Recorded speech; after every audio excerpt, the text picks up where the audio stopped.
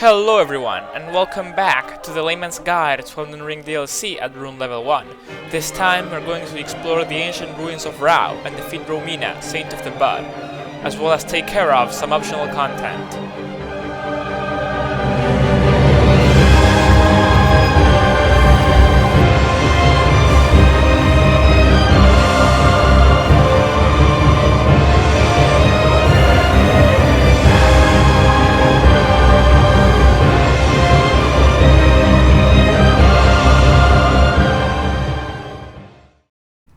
After defeating Mesmer, we acquire his flame and are now able to burn down the tree blocking our way to Enir-Ilim.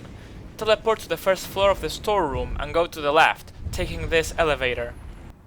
Ah yes, man-made horrors beyond my imagination.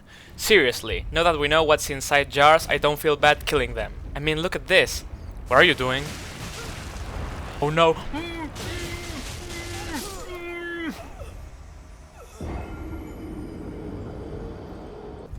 When you reach the bridge, there will be a guy casting a rain of fire above you, but as long as you keep sprinting, he's harmless. Little bitch. Oh my god, it burns! These ruins are the From Software trademarked lush location. Turn to the left and go down this elevator.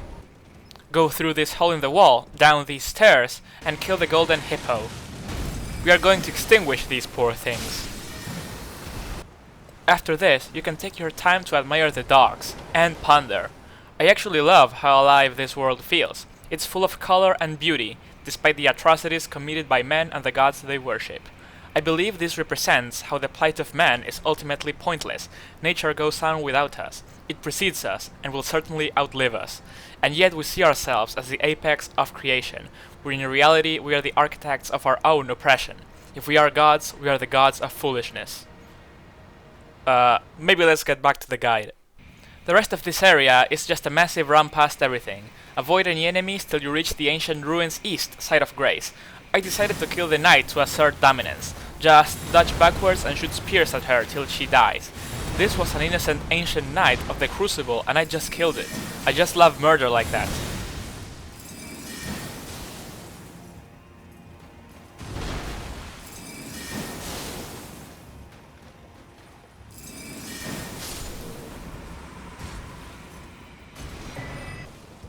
Run up to this bridge and then jump to the right in order to avoid the golem's huge flame attack.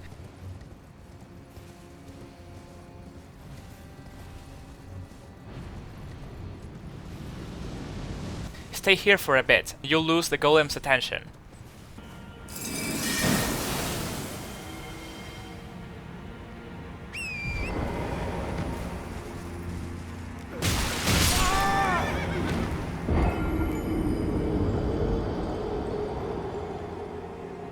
Run behind its back and you'll reach the site of Grace.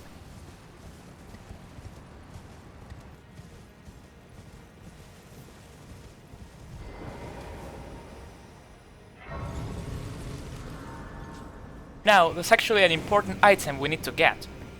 First, climb these stairs. Then, go to the end of this wide tunnel and turn to the left in order to take this elevator.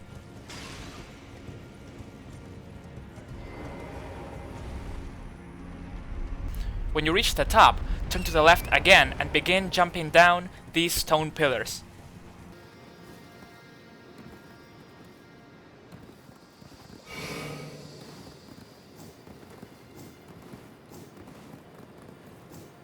When you reach the cliff, hug the left wall till you reach a hole.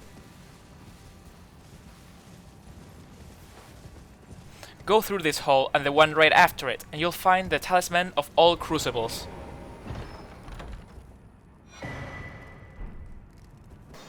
This is actually a huge upgrade for us, and I recommend that you equip it. It will give us more iframes for our rolls, as well as make us invulnerable during backstabs. It does increase the damage you receive by 50%, but that is irrelevant to us, since we are already wet noodles. Anyways, just continue making your way through the area until you reach these red guys. I hate these red guys. I believe they are designed so you can't dodge them on horseback, so you'll have to unmount and carefully dodge their sticky white stuff till you reach this elevator.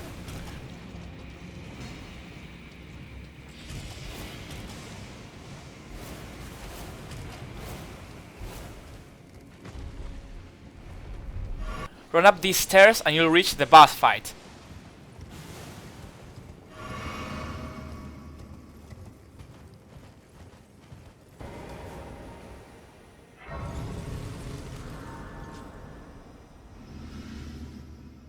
Just so you know, I had a Scarutry blessing level of 13 for myself and 7 for my summons. We've already defeated Mesmer, so how hard can this be?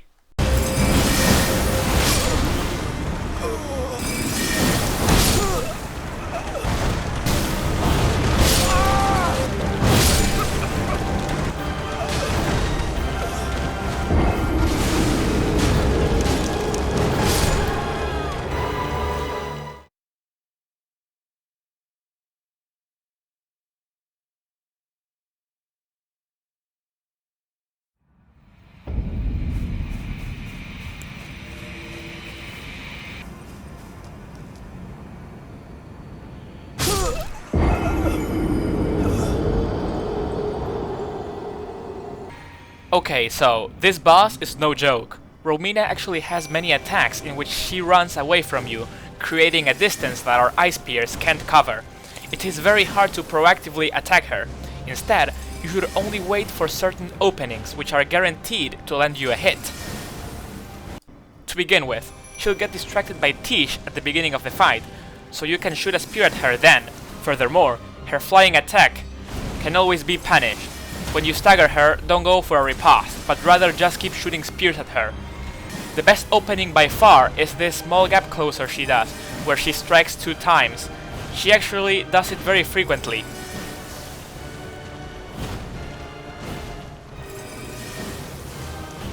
As you can see, our damage is amazing and she is easily freezed, so the fight ends pretty quickly. Phase 2 can be intimidating, but you only need to run away from the trail of butterflies she leaves.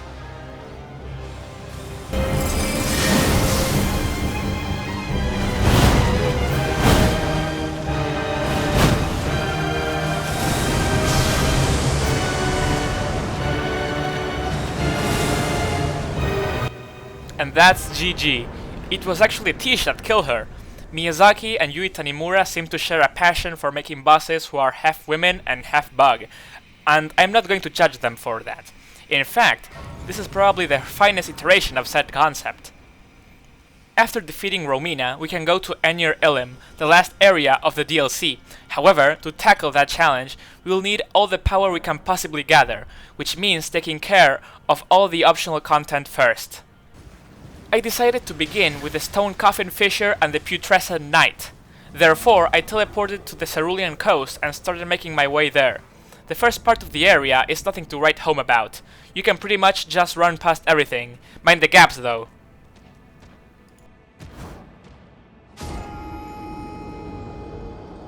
The same cannot be said for the second part of the dungeon. I died so many times here that it actually hurt my self-esteem. I need to know if this has happened to other players, to know that I'm not alone, but these stone bugs that shoot lasers at you killed me 1,000 times. Don't let their whimsy fool you, they are brutal. You can't run past them and they shoot from very far away, so you have to kill them. The area is also full of other enemies that one-shot you, so for the first time we need to get good and beat the area properly. This is the strategy I came up with. First, go to the left and kill the first bird.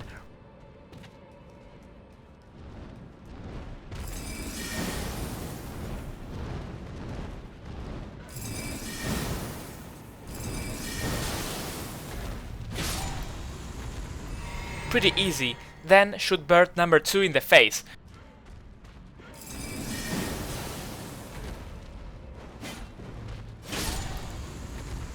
Now, equip something with Bloodhound Step and quickly reach the first stone guy. In order to kill it without risk, you have to hit it, then circle around it and hit again. Repeat this process till it's dead.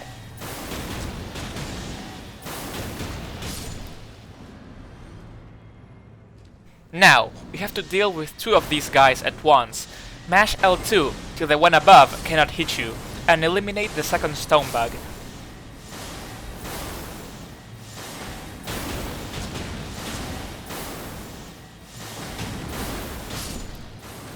After this, bird number 3 will appear. Bait an attack and quickly neutralize the threat.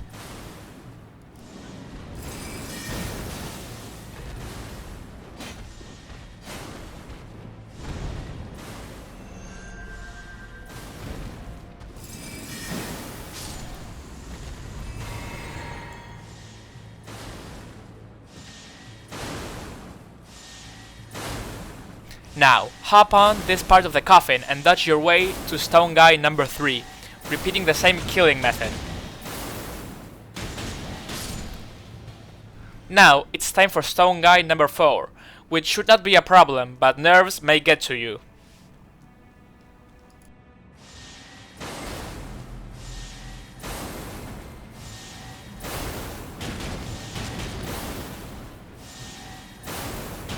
Now, jump down and quickly run past the exploding guys.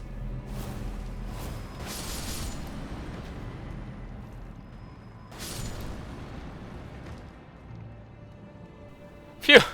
We made it!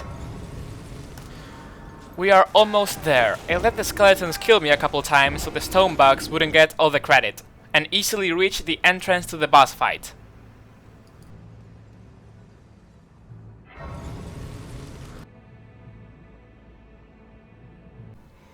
Take the plunge to end all plunges and prepare for a relatively easy fight.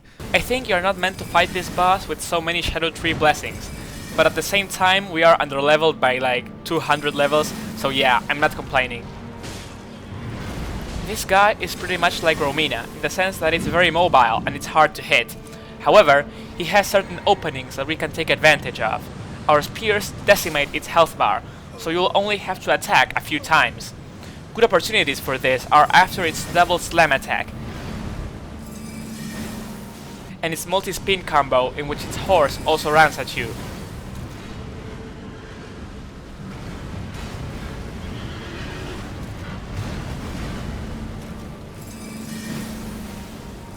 This fire attack marks its phase transition. It will spew black liquid in random directions. You only have to dodge if you see the black liquid fall in front of you. You can roll, jump, or vow of the indomitable through the flames. Overall, it wasn't that hard of a boss fight.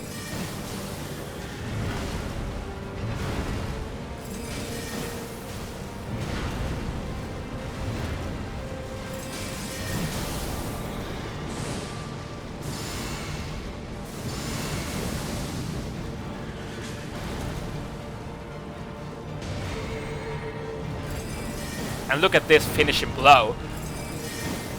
I mean, that alone deserves a like. It's the Soul's equivalent of a no-scope.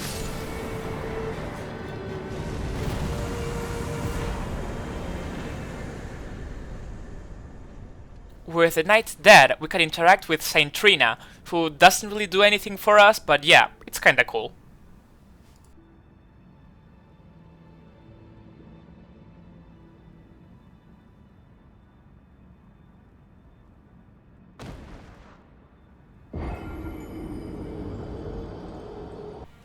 After this, I went back to Romina's boss room and burned down the ceiling tree. This will transport us to Enir-Ilim, but we'll beat all the optional content first. That's going to be enough for today. I hope you enjoyed this video and stay tuned for part 5, where we'll journey into the abyss in order to fight Midra, Lord of Frenzied Flame. Please consider liking and subscribing, as it is greatly appreciated. Bye!